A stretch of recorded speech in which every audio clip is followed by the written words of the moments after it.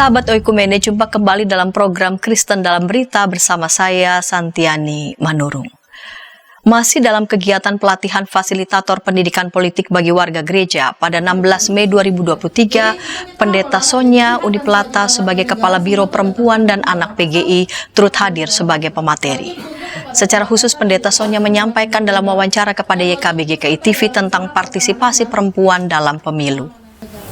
Sahabat YKB, saya saat ini bersama dengan Ibu Pendeta Sonya sebagai Kepala Biro Perempuan dan Anak PGI. Terima kasih untuk kesediaan Ibu Pendeta Sonya. Bersedia kami wawancara berkaitan dengan pesta demokrasi, yaitu pemilu yang akan kita sambut di tahun depan. Bagaimana dengan partisipasi perempuan dalam pemilu dari tahun ke tahun? Apakah mengalami peningkatan yang cukup signifikan atau biasa-biasa saja? Ya, peningkatan ada, tetapi mungkin kalau kita bilang signifikan nggak terlalu juga ya. Saya lupa angka pastinya, tetapi peningkatan itu ada dari tahun ke tahun gitu. Cuman memang belum memenuhi kuota, benar-benar memenuhi kuota minimal 30% sesuai yang diamanatkan oleh undang-undang seperti itu. Sehingga ini juga menjadi keprihatinan kita bersama gitu. Bagaimana kita mengencourage perempuan, terutama perempuan gereja, untuk bisa memberanikan diri terjun ke dalam kontestasi politik ini, bukan saja sebagai orang yang dipilih, tetapi juga sebagai orang yang memilih, karena terkadang perempuan juga memilih untuk tidak menjadi pemilih gitu. Ini juga salah satu tantangan tersendiri sebenarnya. Menurut pengamatan ataupun penelitian yang Ibu Pendeta Sonya lihat begitu ya, kira-kira apa yang menyebabkan sebagian perempuan enggan untuk memilih, dan kalaupun mereka yang memilih itu mereka biasanya berasal dari mana, entah itu tingkat pendidikan ataupun ekonomi, dan mereka yang sebagian agak enggan memilih mereka datang dari tingkat pendidikan ataukah ekonomi tertentu. Saya tidak bisa mengkategorikan dari ekonomi atau pendidikan tertentu ya, karena setiap orang punya pengalaman yang berbeda-beda gitu. Bahkan ada yang sudah di taraf pendidikan sarjana maupun magister memilih untuk tidak memilih, karena misalnya mungkin kecewa dengan yang sebelum-sebelumnya seperti itu. Jadi persoalan pendidikan maupun ekonomi bukan menjadi salah satu faktor utama, kenapa perempuan memilih untuk tidak memilih, tetapi dari pengalaman hidupnya dan pengamatan dia sepanjang ini, saya kecewa dengan ini, saya kecewa dengan itu, seperti itu. Itu salah satu menurut kami yang menjadi salah satu faktor kenapa perempuan memilih untuk tidak menjadi pemilih seperti itu. Kekecewaannya lebih pada persoalan perempuan yang tidak disentuh, advokasi tidak ada, atau seputar apa biasanya yang menyebabkan partisipasi perempuan terasa biasa-biasa saja, atau sebagian malah enggan untuk memilih?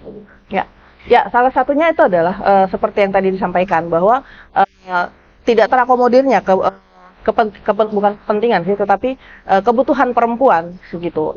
Yang termuat dalam regulasi-regulasi yang ada seperti itu. Tapi di sisi lain juga, selain itu juga karena memang faktor persoalan ekonomi dalam artian percuma aja kita memilih dari kemarin juga ini harga bukan stabil, malah naik seperti itu. Jadi ada mengurangnya rasa kepercayaan bahwa mereka ngapain sih di sana. Itu sih dari pengamatan di lapangan.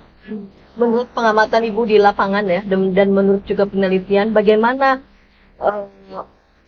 meningkatkan ataupun meyakinkan begitu agar perempuan makin tahun ke tahun boleh berpartisipasi dalam pemilihan, bukan saja berpartisipasi dalam pemilihan umum, tetapi juga berpartisipasi dalam panggung politik, sehingga kebijakan-kebijakan yang berkaitan dengan kebutuhan perempuan bisa terakomodir. Ya, saya pikir yang pertama perempuan perlu diedukasi gitu, bahwa pentingnya kita menjadi aktif dan proaktif dalam proses pemilihan ini, baik sebagai pemilih maupun orang yang dipilih, itu adalah penting sekali.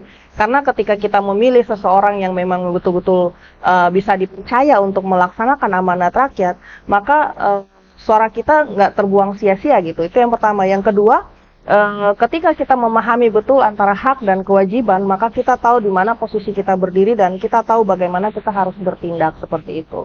Yang berikut, perempuan juga perlu di-encourage untuk bisa lebih berani gitu, karena selama ini juga banyak perempuan yang tidak berani untuk bersuara ataupun berbicara di depan umum. Ini juga menjadi salah satu kendala terbesar gitu, bahwa ada banyak potensi di luar sana, tetapi untuk berdiri dan berbicara di depan tidak semua orang mau melakukan itu.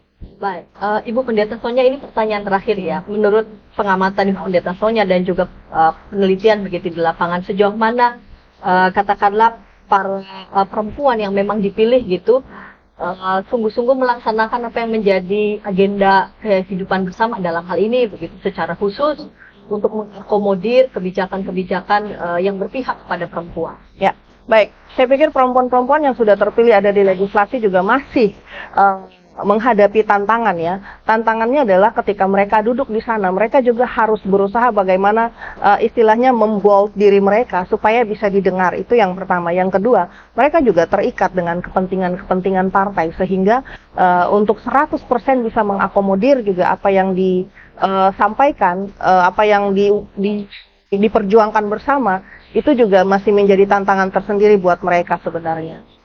Terima kasih Ibu Pendeta Sonia sudah menyampaikan beberapa hal ini untuk kami semua. Demikian sahabat Ekumene, wawancara kami bersama dengan Ibu Pendeta Sonia, Kepala Biro Perempuan Anak PGI. Pendeta Sonia dalam kegiatan pelatihan menyampaikan pentingnya pendidikan politik bagi perempuan. Bahwa para perempuan perlu disadarkan bahwa keputusan politiknya adalah tanggung jawab pribadi. Membangun gerakan bersama untuk mendukung perempuan yang memperjuangkan kepentingan perempuan.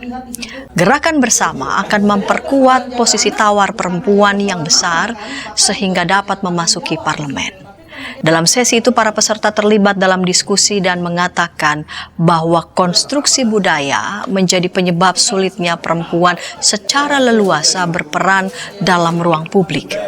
Namun bukan berarti perempuan sama sekali tidak berdaya melakukan peran di ruang publik. Para perempuan berkarya sekalipun di ruang-ruang terbatas, di jalan-jalan yang sempit. Sebab peran politik tidak berarti harus selalu berada di panggung parlemen. Demikian Kristen dalam Berita dari YKBGK TV untuk gereja-gereja di Indonesia.